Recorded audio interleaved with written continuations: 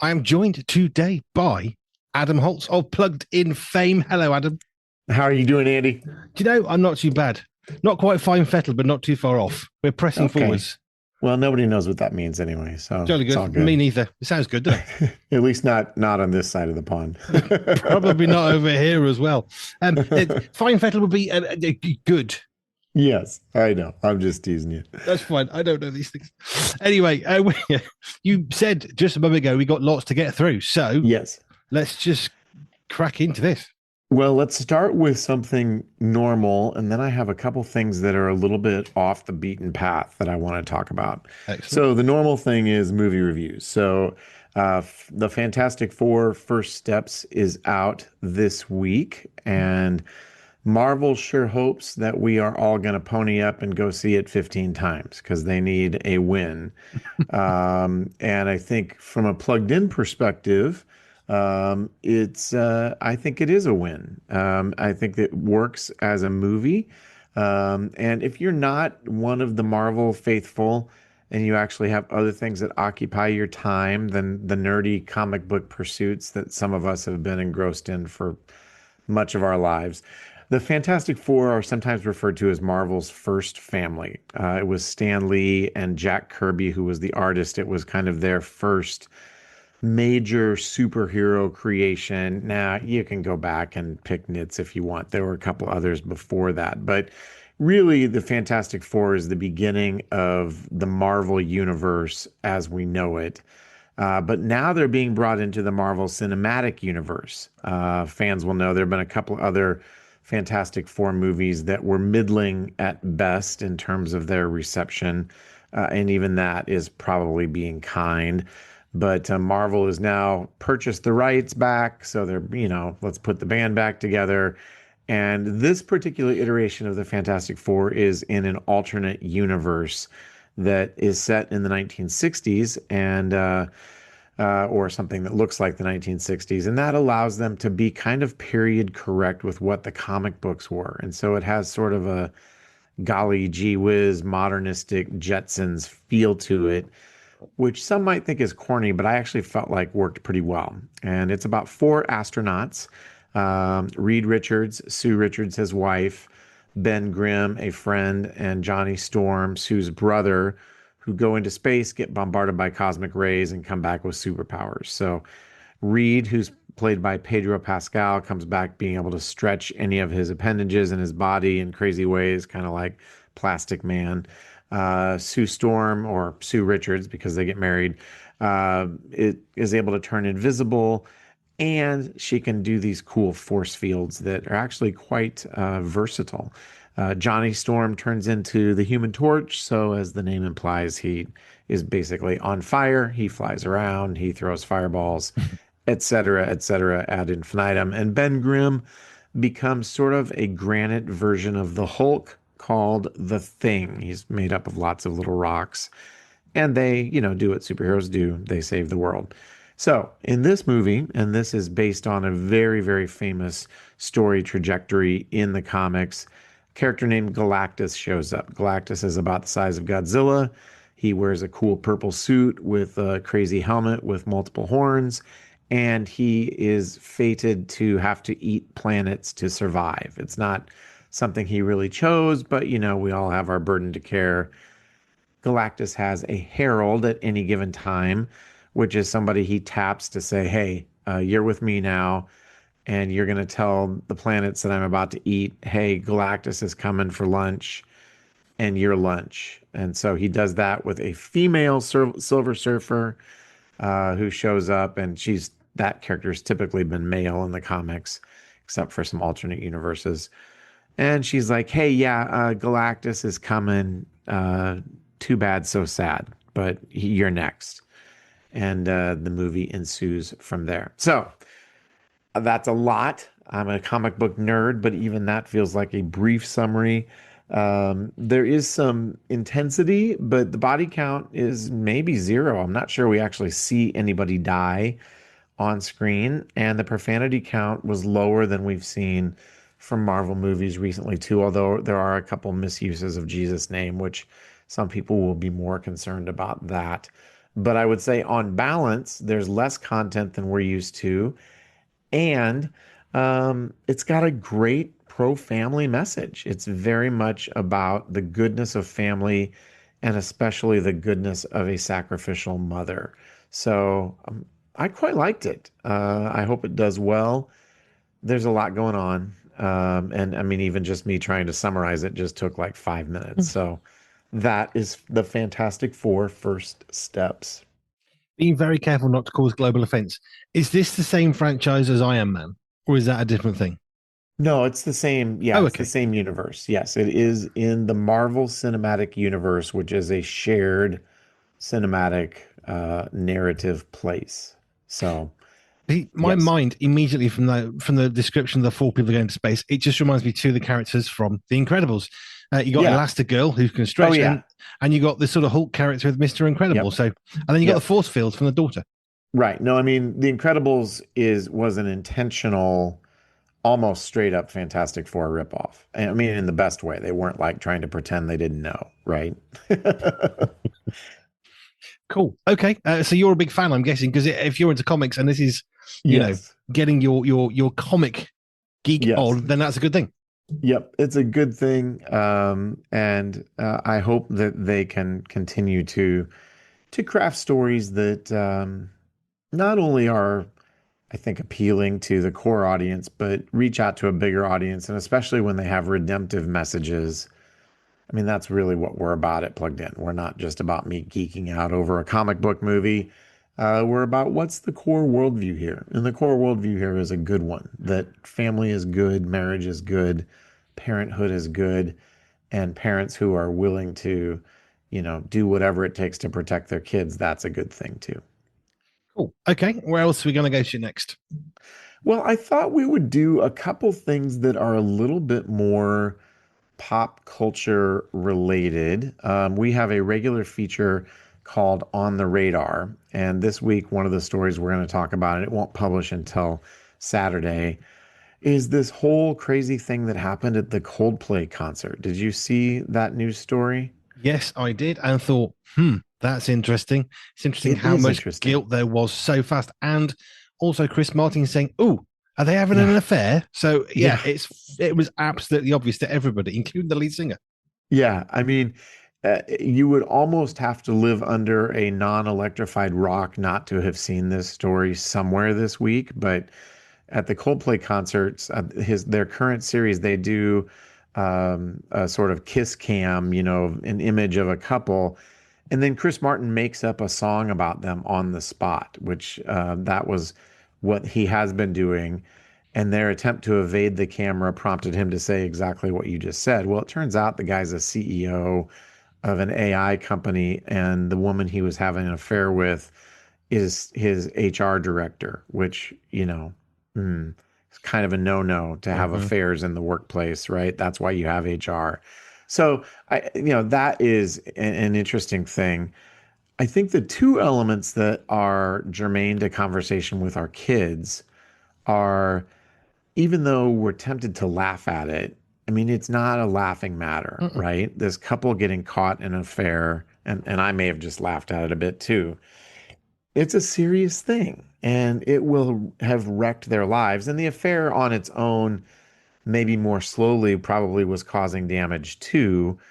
But now it's been revealed, right? And I think on a spiritual level, there are a couple things going on here. Number one, just the idea that even if we think we're getting away with something, um, God knows Mm. and He sees, and it may be revealed in ways that we never saw coming. Their horrified reactions indicate very clearly they were not expecting this to happen. And I think there's a very modern or 21st century takeaway too was, in a world where there's cameras and recorders everywhere, you could do or say almost anything. And there's a chance that even if you don't realize it, somebody's watching, somebody's recording that, that it really is something that uh, could come out later, and just being mindful of, um, don't be an idiot in public. And, I'm not saying if you're having an affair, work hard to hide it, but um, man, we're living in a world where it's hard to keep secrets. And sometimes what you thought was a secret becomes a punchline around the world. And I don't think any of us want to be that person. So I thought it was interesting on all of those levels. Yeah, I thought it was interesting on a bunch of stuff because clearly, if you've not seen this, this is a couple who are having an affair. They were caught on a camera on a massive screen at a Coldplay concert. So we're not talking about 50 people here. Right. Probably, I don't know the numbers. I'm guessing Probably several thousand, and a then some. number. Yes. Yeah, one or two. And they got caught having an affair basically because they were caught on camera and didn't want to be there. The thing is, it probably would have made no impact on the world if they'd not reacted. That was one of my first Exactly. thoughts, Yep. which just shows the guilt. And it also shows that somebody's always watching what you're doing, whether you believe that or not. I think Yep. this is a brilliant example of the fact that, you know what? Jesus really is watching over your shoulder at what you are doing and Yeah. what you are watching. Yep. Yeah. No, it's just been an interesting story. And I think the fact that Chris Martin recognized it for what it was instantly, Yeah. right? He's like, well, they're either really shy or having an affair. Um, and the horrified looks on their faces tell the whole story, right? And none of us want to be the person with a horrified look on our face because our secret has just been revealed to the world. Yeah. And we all fail. I mean, I think that's the other thing. Even if you're not having a secret or participating in something sinful or destructive, um, none of us want to have that happen to us on any level. So anyway, lots to talk about there. There is there's an awful lot. I also saw that he's been made to resign from his Yeah. position because it was Yep. unacceptable. The company wasn't happy about how it looks. But this is the thing: when we do something, a single act, I was going to say a simple act, but a single act that's Yeah. affected at least two people, two families, Oh two yeah. sets of people. And Yeah. my wife and I worked this out because one day, because we're both from divorced families, it's like 30, 40 years worth of time before that one moment can kind Right. of be fully eradicated from memories because now the children, Yep. the grandchildren, the great grandchildren, now it's not being spoken of. It's the amount of impact it has for so long just Yep. because of something that we do that we don't think anybody's going to notice, which is why I like Plugged In because it prepares us for things that, I mean, we've had those butt clenching moments watching a film thinking, my kids are watching this. I didn't know that was going to Yep. happen. We need to have a Yep. conversation, which is where we Yeah. found Plugged In many years ago Exactly. because Exactly. it matters. Yep.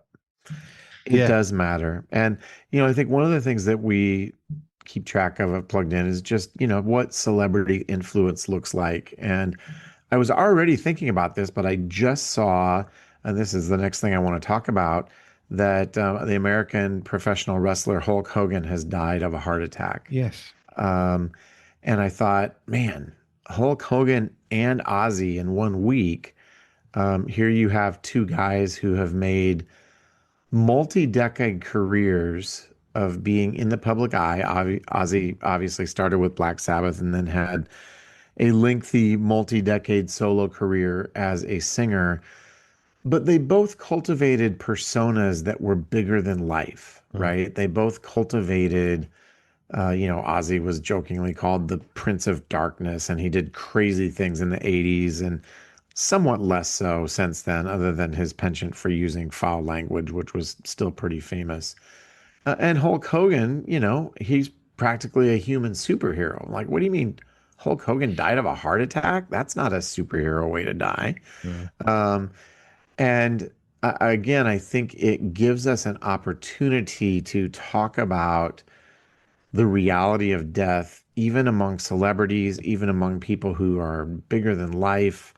It is it just opens that door. And maybe that's with our kids. Maybe it's with coworkers, what do we do with the fact that, oh, look, these guys died? And it may not quite be on, Lady Diana and Mother Teresa territory, because I believe they died on the same day in 1997, and one got obviously Wow. more initial publicity than the other. But when we have these very famous people who pass, it is, I think, an opportunity to reflect with our kids on on mortality. What's the Latin phrase? Memento mori. Remember, we will die. Yeah, it's not what I want to think about, but it's another important thing to reflect on. But as we consider the things that we listen to, the things that we watch or read, even the games that we play, one of the things we have to be conscious of is we're being influenced by them one way or another. It is impossible to be neutral. You can't go to a film and have no reaction. You can Right. go and watch the film famously about paint drying. You're still reacting to something, even as innocuous and as ridiculous as that is. So Yep. when the news of Ozzy Osbourne passing away or Hulk Hogan, it's going to affect us because we build our lives, like you say. And I remember watching a film, don't remember which one, but one of the characters in the film was playing the character of some sort of like the Chips, one of the biker guys, like an action hero. And this is this character that this actor is playing. And everyone looks at him as his plane's hurtling to the ground. Well, why don't you save us? I can't fly. Yeah, but you're a superhero. I'm just an actor that played an action hero. And it's funny how we put these, I don't know how you want to describe it, but these burdens really upon people that are false, like the actor on a UK soap opera. He was walking down the street, someone walked up and punched him because in the soap opera he'd done something bad. So we can build these false. I mean, we're not even talking about like really crazed out people here. We're just talking about people who just get really involved emotionally because they're connected into the characters of a fairly cheesy made British soap opera. How much more with the stuff that you get in the Marvel world of CGI level quality where the walls aren't shaking like they used to do in the Neighbours sitcom. Actually it looks and feels very, very real. It gets under our skin even more. Yeah, that's exactly right. And just, I think we want to believe that we are immune to the influence of entertainment. I think we're willing to admit, it affects other people, but it doesn't affect me. I am smart enough and, really able to be savvy and not let it influence me, but it does. It influences us emotionally. It influences our worldview. It can influence our behavior. It can influence what we believe. We can even go so far as to say there's been a lot of research on what screens do in terms of how our brains interact. So it even influences us biologically. So that is happening, which is why, again, Plugged In exists to help you think about what that influence really looks like. And having a heads up is, honestly, as a parent, my kids are a bit older now. I still have the same looking out for them. I don't think that's ever going to change. When they're in their 60s, I'm still going to be looking out for them because that's what you do as a parent. But that's exactly right. Over the years, we've been so grateful that we go not just to Plugged In because we didn't know where to go. Plugged In is basically our source now. We go to you for everything. What's in this film? One of my sons will say, we can watch this film. I've checked it out and Plugged In. It's fine. Or what do you think, Dad? Is this okay for my younger brother? And it's great that we have something of a library which isn't making judgments, which I really, really appreciate and value. But it's just saying, look, this is the reality. This is what's gone on. You need to consider it. I'm not saying this is isn't Plugged In great, but that's exactly why I wanted you on this show, because it's so useful. Yep. That's definitely what we are all about. And I enjoy getting on each week and kicking these things around. I know we've been a little bit further afield than where we normally are, but sometimes these things happen and there's an intersection of pop culture and the news that I think really does become an inflection point that we can talk about and what it means for us. We can't talk about TV that's popular or popular music, whether you like Black Sabbath or not. It was big. You can't talk about that and not talk about the lead singer then dying, because it is just as pertinent and relevant today. Adam, thank you. Where can we come for all the advice we ever need and everything for pop culture? Well, you can come to pluggedin.com, and we are a ministry of Focus on the Family. Adam, as ever, a pleasure. Thank you. And I really enjoyed going off on a little bit of a different focus, because it's important. Yeah, and it's important. It's more than fun. It's important. Right. Cool. Thanks, mate. You bet. Thanks, Eddie. Bye. 3 Point Pure? No bad language, nothing immoral, nothing illegal. Here at Pure 24/7 Radio, we make sure we're always 3 Point Pure. That means music without bad language and songs that don't promote anything illegal or immoral. If that sounds like something you enjoy, then support us financially so others can enjoy it too.